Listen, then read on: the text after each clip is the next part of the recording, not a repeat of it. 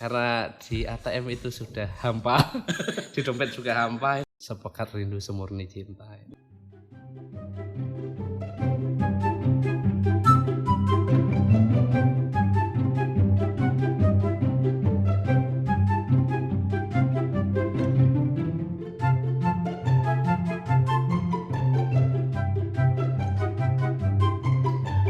Obrolan warung kopi bersama saya Najib. Saat ini saya bersama Mas Hanafi, penjual kopi, broker kopi.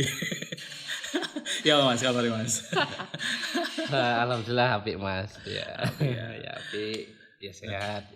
Nek ndelok logat sampean itu kayaknya bukan orang sini deh aslinya. Ya, saya memang bukan orang sini. Saya Aslinya orang Riau. Saya Riau. Riau kok bisa Jawa? Bisa karena lama di Jogja. Bukan keturunan Jawa. Bukan. Bapak saya Minang Caniago, ibu saya Dayak. Wah, Kalimantan. Ngeri. Nah, ini ceritanya kok bisa nyasar ke Mojokerto ini. Ini mungkin takdir yang membawa saya ke sini. Ketemu orang-orang baik dengan lingkaran yang baik kan. Ya 2015 kemarin punya kegiatan di Surabaya, terus karena dulu sempat punya kenalan di Mojokerto, terus akhirnya silaturahmi sampai sekarang ya. Makasih. Enak Sampai ini. sekarang akhirnya ya sinergi di sini. Nah, sinergi di Mojokerto ya. Iya, jadi Jangan-jangan ini nanti jodohnya orang Mojokerto ya. Enggak lah. Dari 2015 sampai sekarang kan berarti sekitar 6 tahunan ya. Ya, 6 tahunan. Yang dilakukan di Mojokerto selama ini apa ya Mas? sama ini Mojokerto ya broker kopi tadi. Oh, broker kopi ya? Iya. Memang asli broker kopi ya? Iya, asli broker kopi. Bukan maklar hukum. Sempat ini ya, kuliah ya? Ya, sempat kuliah. Kuliah di Jogja. Kuliah di Jogja dan Dan selesainya sampai lulus tapi lama. Ini kuliah ambang batas ini. Iya. Udah berapa lama tinggal di Mojokerto? Kalau netep sampai saat ini yang mulai netep itu dari 2019. 2019. Iya. Netep enggak pindah-pindah lagi. Tidak pindah-pindah lagi. Kalau dulu kan cuman setiap liburan saya Baru ke sini. sini. Karena kan pulang ke Riau tuh tiketnya mahal dan saya tidak punya duit. Jadi ini kalau saya nggak punya duit terus di Jogja nggak bisa makan tuh saya akhirnya ke Kopi Safari gitu. Aku butuh mangan iki tak tampung ngono iki arek mbambung iki. Mbambung. Awal mula kok iso istilahnya apa ya? Terketuk untuk menjadi broker kopi ya. Awal mulanya karena sebenarnya kesulitan. Karena di ATM itu sudah hampa, di dompet juga hampa. Ini saya gimana cara bertahan hidup yang baik? Jiwa ini bahaya. Ini bertahan hidup yang baik gimana ini? Tapi itu saya tuh sering jadi dari Kopinya Safari itu sering moyok-moyoi saya, apa ya bahasa moyok-moyoi, ngekek-ngekei saya itu. Kopi ini sudah ndak enak, pahit, tapi orang kok mau nyari ya. Wah ini iya ya, akhirnya terpikir. Bener juga, kopi ini pahit tapi banyak yang beli, malah menjadi suatu tren malah kan. Akhir-akhir ini memang malah jadi tren kan. Akhirnya kalau nggak ngopi itu kita gak keren. Gak gaul. Ya. Akhirnya wah ini kayaknya potensial. Saya mikir karena utak kepepet. Ini bertahan hidup survival masalahnya. Ya omong ya bersurvival ya. Nah akhirnya ya tadi akhirnya saya izin ke Kopi Safari. Ini boleh enggak kopi ini saya branding kan? Brandingnya apa ya? Saiki. Brandingnya saat ini kan waktu itu saya cuma ini kopi and edukasi waktu itu. Meskipun sebenarnya yang idealisme tentang kopi itu sedikit banget. Tapi yang lainnya duit dan tren tadi itu. Duit dan tren. Tapi saya pikir setelah diracuni Kopinya Safari itu CEO-nya Kopinya Safari atau founder lah kan. Saya rasa penting cerita kopi ini diteruskan. Karena gini, kalau saya itu salah satu teman saya pengelola wisata di Jogja juga dulu jadi penerjemah Obama lama di Amerika. Itu bahasanya barangmu tuh biasa-biasa itu tidak apa-apa. Yang penting narasi di belakangnya itu harus bagus. Wah, ini perlu belajar banyak ini ya. Jangan-jangan sampean ini salah jurusan dulunya. Bisa jadi. Dihukum karena salah jurusan. Iya, jurusan. Keterimanya di sini ya sudah lah. Selebihnya pengembangan diri. Betul. Brandingnya pakai apa sekarang? Brandingnya di sosial media kan sekarang. Terus juga pakai jaringan. Terus juga pakai gratisan sih kalau ke teman-teman tuh katakan tak kasih dulu. Oh, semacam tester gitu ya? Iya, habis itu kan candu biasanya. Oh iya. Ini pola narkoba ya. Pertama, kalau yang kedua, ini kalau minta terus kan malu, mending beli aja lah. Jadi gitu Mas. Oh iya. Dan sampean akhirnya bisa menikmati kopi juga kan ya? Bisa menikmati secara kopi gratis. juga secara gratis. Pengalaman lah gitu. Pakai merek apa Mas? Mereknya pakai Majnun saya. Kenapa harus Majnun? Iya, kenapa harus Majnun tuh gini. Saya tuh mikirnya gini ya. Kenapa harus Majnun? Saya tuh bingung ini tak brand apa ya gitu. Karena kopi kan sudah banyak macam-macam mereknya, mulai dari kopi lain hati, mendua hati sampai hatinya meniga itu kan wah, banyak banget merek kopi terus opo gitu. Karena waktu itu saya enggak punya modal, enggak punya apa-apa sebenarnya nol, maksudnya bukan nol minus lah. Iki modal opo ya akhirnya modal cocot aja.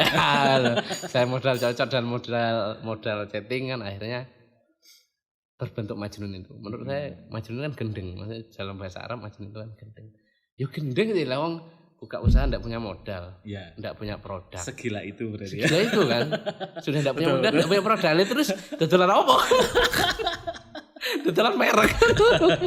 Tapi ini ya dalam pelaksanaannya di lapangan dengan proses target bisnis yang nggak jelas, targetnya kan hanya uang gitu aja untuk hidup.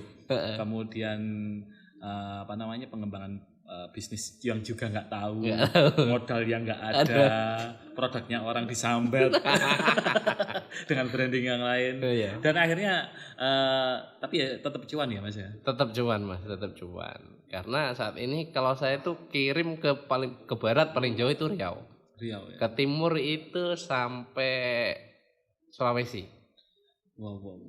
Itu udah kadang sampai sana, ya? Iya sampai Sulawesi. Dan itu orang yang kenal sampean atau enggak orang yang enggak kenal? Yang enggak kenal saya. Dan lucunya dia mau bayar ongkir lebih mahal daripada kopinya. Serius? Iya. Kopi itu dengan harga misalnya gitu harga saya pasang harga di 25 sampai 27.000. Ongkir kirimnya itu 55.000. Dan dibeli. Loh. Ya Majnun banget ya, Mas. Majnun itu kan. Majnun kan. Kasih. Inspirasi selain ketidakadaan uang. Ini tadi sempat kita ngobrol ya. Tapi kita sampai perlu jelaskan kembali. Inspirasinya apa sebenarnya selain ketidakadaan uang itu? Ketidakadaan. Oh ya, selain inspirasi saya kan itu tadi saya tuh kan dari keluarga yang apa ya? Pertama memang bukan dari keluarga yang mampu lah. Bapak saya kan cuma PNS rendah, bukan PNS bukan kelas tinggi. Terus saya tuh semua keluarga tuh berharapnya pengennya jadi PNS. Saya tuh kan paling nggak mau. Saya tuh lihat fenomena kayak gitu dari kecil tuh paling nggak seneng. Jadi pagi harus pakai baju seragam, ribut upacara, kok hidupnya terkekang banget ya ini. Terus akhirnya saya harus mencari uang dengan cara yang tidak gini lah gitu. Cara santai terus enakku dewi kan tanpa seragam. Ya kan jualan kopi kan seragam tetep harian. Tapi iki ya opo akhirnya kan akhirnya menurut saya tuh gini, karena saya dipesanin juga sama bapak saya tuh. Ya kalau memang tidak mau jadi PNS seperti keluarga kita ya enggak apa-apa. Yang penting satu, lakukan apapun yang kamu bisa. Ya mau usaha, mau hal apapun lah yang berkenaan dengan mencari nafkah atau mencari rezeki atau mendapat cuan, itu yang penting tidak melanggar aturan agama dan negara. Silahkan berproses itu, cuman batasnya dikasih paling bawah itu aturan agama dan aturan negara. Jadi kalau tidak melanggar itu ya monggo silahkan. Pertama. Kedua, saya tuh kan mikirnya kalau pengusaha tuh gini, tidak ada digitnya. Maksudnya ada digitnya tuh ya kadang minus terus. Tapi kadang jadi orang kalau jadi tetap itu kan kasih mau sami ini kan enggak. Misalnya kalau PNS itu dengan golongan segini itu uangnya banyak itu kan bisa masalah. Iya. Masalahnya masih isok KPK gitu ya. Orang bilang korupsi atau apa kan itu. Tapi kalau kita pengusaha ya enggak, cuman maksudnya memang waktu itu saya pengusahanya kan mepet. Dan ini rencana memang mau dikembangkan di dunia kopi. Iya, rencana mau dikembangkan, memang ada niatan mau buka apa ya? Awalnya kita tuh pengen buka corner aja sih sebenarnya, karena realistis saja kita juga belum punya dana sebesar itu membuat Kapinda. Cuman hanya saja saya pengen menebarkan racunnya sabar itu, pengen saya virusnya itu mau saya sebarkan lagi bahwa ya kopi dan edukasi itu akan saya lanjutkan karena ya penting gitu loh, kopi itu penting dan Indonesia salah satu juga yang punya varietas banyak kopi kan. Jadi tuh pengen kan kalau di Riau tuh ada Liberica produknya, cuman masih belum juga sih, belum dilirik lah, cuman kan orang mesti Robusta atau Arabica aja. Jadi ya pengen gitu loh kita mengedukasi teman-teman, minimal nambah wawasan diri sendiri lah ya. Minimal nambah wawasan sendiri. Kedua, sharing ilmu sih menurut saya. Sharing ilmu, terus kalau bisa sharing ilmu kan dengan hal yang menyenangkan. Kamu cakruk terus dapat punya ilmu kan bagus gitu. Cakruk terus nggak tahu ngomong ngapain itu kan lucu. Kan tidak tuh ada koridornya, nyakruknya itu paling tidak tuh ada koridornya. Jadi senang aja gitu. Ya memang ada niatan untuk terus melebarkan banyak membesarkan usaha inilah, tidak hanya awalnya cuman sekedar kayak reseller kayaknya reseller sebenarnya. Iya, reseller aja ya pengen suatu saat di titik tertentu punya ya seperti corneran seperti ini, tapi dengan tetap mengusung itu ya selain memang ada cuan ya bisnis, tapi ya itu tadi ada edukasi ya. Walaupun bukan pendidik ya. Iya, bukan pendidik karena saya tidak terdidik. Ini dengan perjalanan sampai dari Riau sampai dengan di Jogja sampai Mojokerto, butuh berapa tahun itu menjelajah ini? Kalau menjelajah ya lama. Mulai tahun berapa? 2013 saya ingat itu di bulan Agustus saya terima di kampus UIN Sunan Kalijaga di Jogja. Jurusan apa Mas? Perbandingan mazhab dan hukum. Perbandingan mazhab dan hukum. Oh, ya. Itu jelas tahu madhaban yang lain ya. Dan itu jelas mazhab jurusan buangan itu. Karena enggak ya sedikit peminatnya lah itu. Karena keterimanya karena tidak ada pesaing. Karena saya tahu kalau saya saingan saya enggak mungkin menang. Akhirnya yang enggak ada saingannya aja lah itu. Sampai di sana 2013 berproses di Jogja, kenal teman-teman di Jogja, dan akhirnya ya selain juga berproses di kampus, berproses di luar. Yang saya ceritakan tadi sedikit itu punya salah satu teman pengelola di Jogja. Mungkin ini kalau waktunya boleh agak panjang tak ceritakan sedikit aja. Jadi teman saya pengelola Jogja namanya itu, kalau nama terkenalnya di Jogja itu Ndoro Klonteng. Orang asli Prambanan. Terus ini ceritanya. Dan itu akrab sama saya, bahkan saya dianggap sudah diaku adiknya. Lucu itu, cuman nggak ada pernyataan resmi, cuman diaku adiknya. Suatu saat sudah lama di Amerika sih, kan basicnya wisata. Lama di Amerika. 7 tahun di Amerika, awalnya basicnya itu bartender. Suatu saat dia di Amerika tuh lihat kopi. Iya. Nah ini lanjut ke kopi tadi. Lihat kopi itu tulisannya apa? Bajawa, Flores. Oh iya. Cuman kemudian diganti. Bajawanya diganti, ditempelin merek lain. Oh. Akhirnya dia berpikir, loh ini Indonesia gitu loh. Akhirnya dia langsung fokusnya di kopi gitu kan. Akhirnya masuk kopi. Pulang ke Indonesia, nata pariwisata. Sempat collab. Jadi Breksi yang diceritain Breksi itu. Jadi saya tuh kena belajar yang branding itu Breksi. Breksi itu adalah tempat penggalian gagal. Galian ya ditinggal gitu aja. Satu saat teman saya itu bilang ini, 41 hari diam di situ karena ada urusan keluarga yang tidak bisa saya omongkan di sini. Hampir gila, hampir bunuh diri di sana. Cuman sebelum bunuh diri itu dia cuma bilang pengen bermanfaat satu kali ini aja. Setelah itu gak apa-apa kalau mati ya. Cicaratnya gitu aja lah ke saya. Akhirnya terjadilah tebing Breksi itu. Bahkan yang dulu awalnya masyarakat di sana itu tidak bisa makan nasi dan makannya sekali-sekali aja susah. Sekarang satu rumah itu bisa punya 2 mobil. Wow. Karena kemudian Impact dari ya. pariwisata itu. Makanya kemudian dia bilang narasinya yang penting. Tidak penting produk mau apa, narasinya yang penting. Masuk iki. Gak penting produk apa, narasimu yang baik, yang penting. Iya. Nah, sampean bikin narasi apa tentang kopi Majnun ini? Kopi Majnun Sehingga ini kan bisa istilahnya dari yang bukan produk sampean. iya. Tentunya sampean kan beberapa hal nggak tahu. Nggak tahu. Nah, bikin narasi yang kayak gimana? Narasinya tuh karena tuh saya tuh nyasarnya milenial yang sebenarnya juga bukan penikmat kopi. Yang penting beli karena saya yang penting laku. Saya buat bucin aja sih sebenarnya. Tagline yang saya buat itu sepekan rindu semurni cinta. Wah, sepekan rindu semurni cinta. Jadi, curhat, Pak. Iya. Setelah itu perlu juga diketahui untuk teman-teman. Kan sebenarnya saya tidak jualan kopi. Jualan narasi itu cuma nggak mungkin karena orang, tapi kalau mau beli narasi kan nggak mungkin, harus ada produknya ya kopi iya, itu betul. Untuk membuktikan bahwa dia memang punya. Iya, gitu ya. jadi kalau orang beli, kalau yang bucin sepekan rindu semurni cinta itu sebenarnya kan nggak ada maknanya juga di kopi itu sebenarnya kan. Cuma ya akhirnya saya lihat bahwa tapi tetap kan, bisa dihubungin kok. ya, akhirnya itulah tagline-nya itu sepekan rindu. Saya nggak ngomong roasting, nggak ngomong apapun. Kan sepekan rindu semurni cinta itu betul-betul nggak ada kaitannya dengan kopi. Nggak ada deskripsi produk sih nggak terlalu masuk ya. Yang penting kan narasinya. Orang udah kena dulu bucin. Inisial ini. Kok bisa gitu loh. Dan ini apa namanya? Ini karena belajar ke Ndoro siapa tadi? Ndoro Klenteng salah satunya itu. Jadi itu ya karena dia juga pengusaha ya. Jadi itu selalu dia nyampaikan ke saya itu hospitality Kak. Kalau melihat Kak, hospitality itu penting. Terkadang orang tidak peduli mau bayar kita berapapun. Yang penting kenyamanan di kita, pelayanan kita, menyapa. Jadi itu dia juga punya bisnis sate kambing.